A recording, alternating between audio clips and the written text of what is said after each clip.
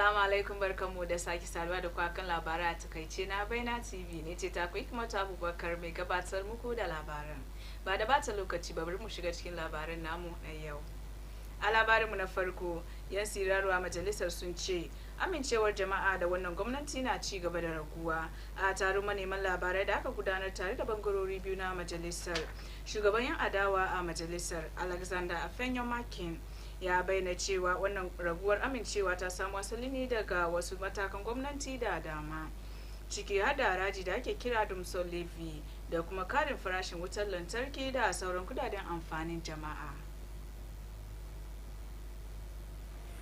When Ghanaians were asked about government performance, the percentage of respondents who described it as very good or good had declined from 61% in July to 54% in September, while those who viewed it as poor or very poor increased from 10% to 16%. The consistent downward movement within just 2 to 3 months shows that Ghanaians are beginning to lose confidence in the government's handling of national affairs. The optimism that greeted the administration's early months is fading, replaced by growing skepticism about its ability to deliver on its promises. And these are the issues. One, the COVID-19 levy. They pledged that COVID-19 health recovery levy in its next budget is yet the tax remains in force pending passage of a VAT amendment. Who does that? Who does that? They spoke about it in opposition. You come into government and you're failing to do that. And let's not forget, when they said the e-levy was not good and they were scrapping the e-levy, they introduced a D-levy, the Dumso levy. They tried to suspend it, claiming that they were going to consult civil society, but they have since implemented it. And in fact, they have increased utility tariffs twice this year alone, in excess of 5%, 14%. 14%. So you say you are taking e-levy out of the economy because it was a nuisance tax. But in its place, you have burdened Ghanaians with utility tariffs, especially electricity, going as much as 14%. So it clearly reflects what Ghanaians are seeing. Is it a matrical agenda, or, however you may want to describe it? But the reality is that Ghanaians are losing confidence in the government.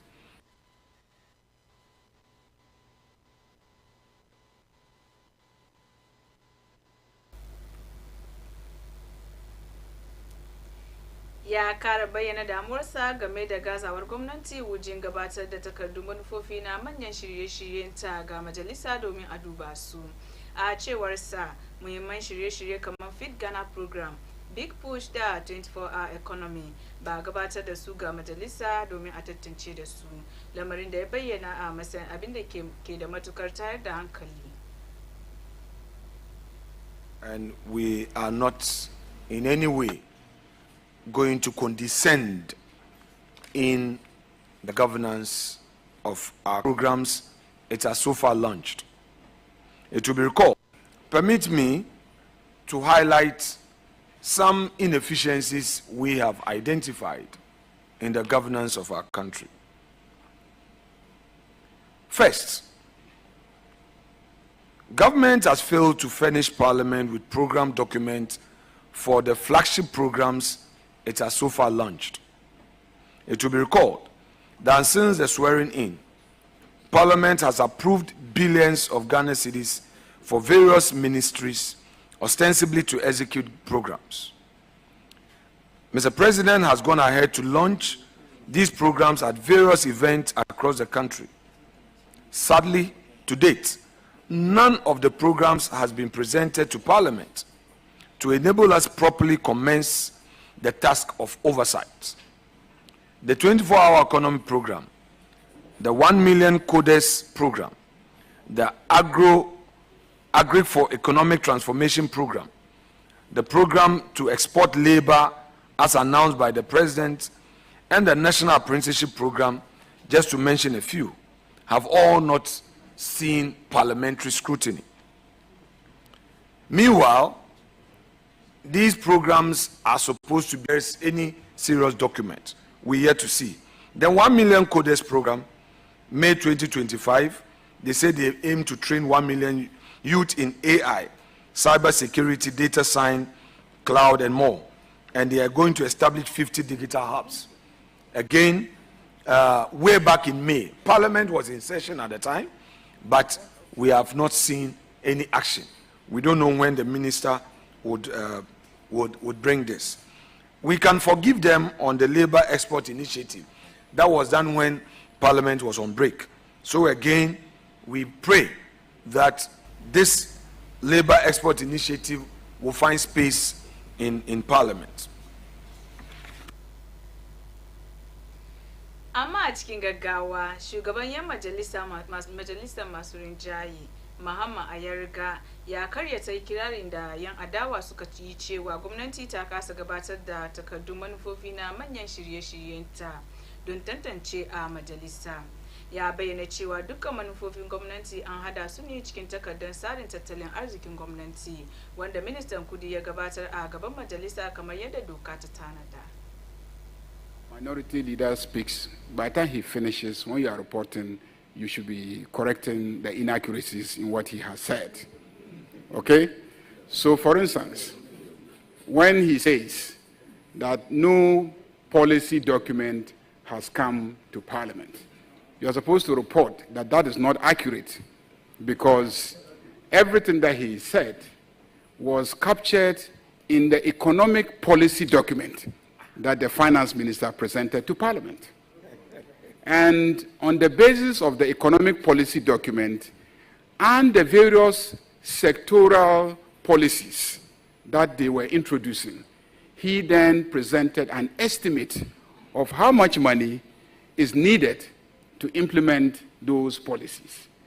And he had, at that time, 88 members in the chamber, and they debated the economic policy document sector by sector.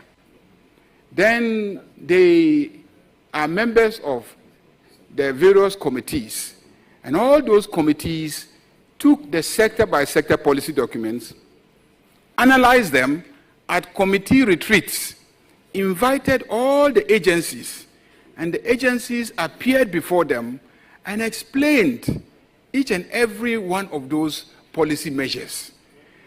A lot of these policy measures were already captured in our national campaign manifesto, if you recall. And you journalists squeezed us, we explained and explained those policy measures in the national campaign that took place in December 2024. Then our first budget came, and in the budget policy document, we captured the same policies. And then we budgeted for it. We brought it to this House. His members had the opportunity to scrutinize the policy document, debated it, and we all approved the policy documents in the chamber. Then the figures, the estimates for implementing those policies were brought to us. We debated the estimates again and approved them. So I'm surprised that this morning he will come and say that no policy document on any of those programs have been brought to Parliament. So, fact check one, what you have said is not true. A ƙarshe kuma shugaban 'yan majalisa masu rinjaye ya kuma soki tsohon gwamnati saboda abin da ya kira rashin kyakkyawan gudanar da tattalin arziki. Ya kara da cewa akwai hujjoji a fili da ke nuna cewa gwamnati yanzu tana daukar matakai don magance waɗannan matsaloli. Let me also indicate that we are not claiming that in less than 360 days, every single mess that we inherited will be corrected. We are not saying that. If nurses who have been trained have not yet been placed, It doesn't take 360 days to place all nurses that have been trained. It doesn't take 360 days to place all teachers that have been trained, because you know that the structure of the economy was devastated by the level of mismanagement that we saw, which informed the elections. Ghanaians themselves saw it. That's the basis for the vote and the margin of victory that the NDC enjoyed in the last election. Ghanaians themselves saw the level of devastation of the economy. And we know that it will take a long time to fix it. But the evidence, as testified by everybody that I quoted yesterday, from the IMF to the World Bank to the African Development Bank to Ghanaian economists to everybody, the evidence is clear that this government is making a lot of effort to fix the economy, stabilize the city, pay our debts, manage our expenditure, and then bring us to a level where the economy can be on a sound footing for the private sector to be able to create the jobs.